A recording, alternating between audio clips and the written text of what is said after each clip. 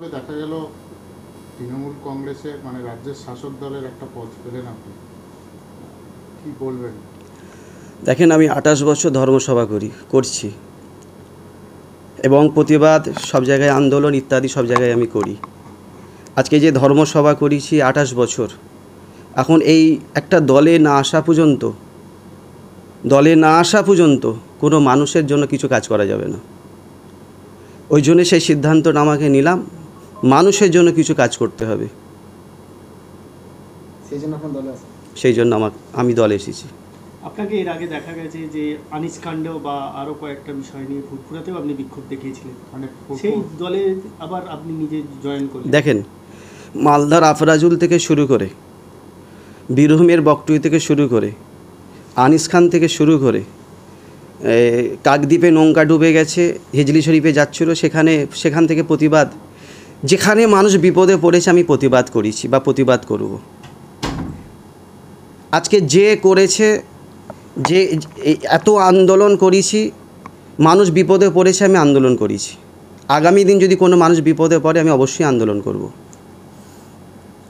এই মানে ফুরফুরা শরীফের উন্নয়ন নিয়ে একাধিকবার প্রশ্ন তুলেছিলেন এবং ফুরফুরার পঞ্চায়েত এবং তখনকার যে শাসক দলে যারা ছিল তাদের বিরুদ্ধে দুর্নীতির প্রশ্নে আপনি তুলেছিলেন, এখন কি বলবেন? দেখেন, ফুরফুরা শরীফ উন্নয়ন যে পরিষদ আছে, যে কাজগুলো আমরা প্রতিবাদ করেছি, ঠিক মতো কাজ হয়নি।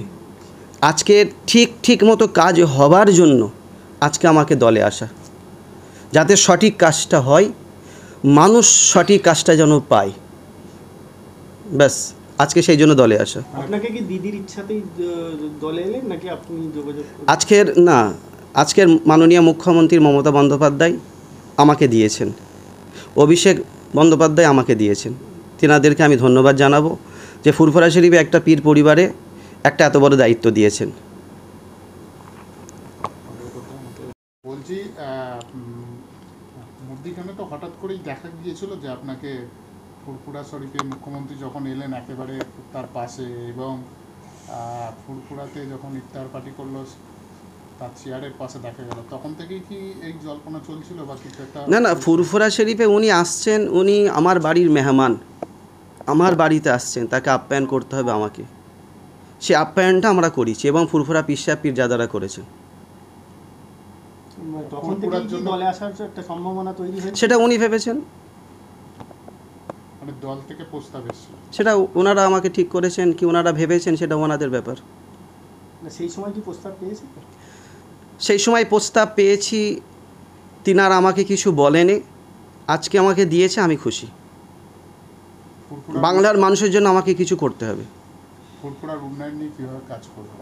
অবশ্যই যেটা আমাকে দায়িত্ব দেবেন আমি করব, দল আমাকে যেভাবে দায়িত্ব দেবেন আমি সেভাবে করব।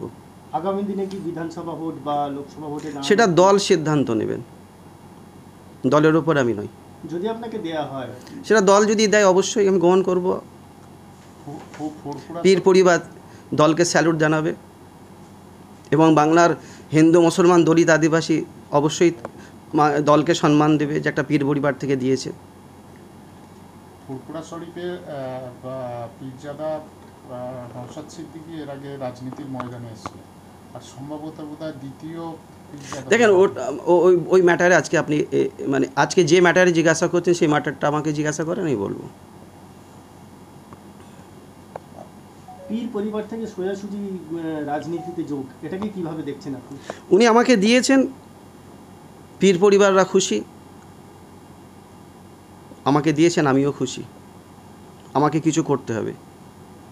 আমার 28 বছর আমি ধর্মসভা করেছি, আমি বুঝতে পেরেছি একটা দলে আমাকে জয়েন করতে হবে, যে দলে জয়েন করে আমাকে কাজ করতে হবে মানুষের জন্য, মানে বৃহত্তর মানুষের স্বার্থে কাজ করার। অবশ্যই ওই জন্য আমাকে এই দায়িত্বটা দিয়েছেন।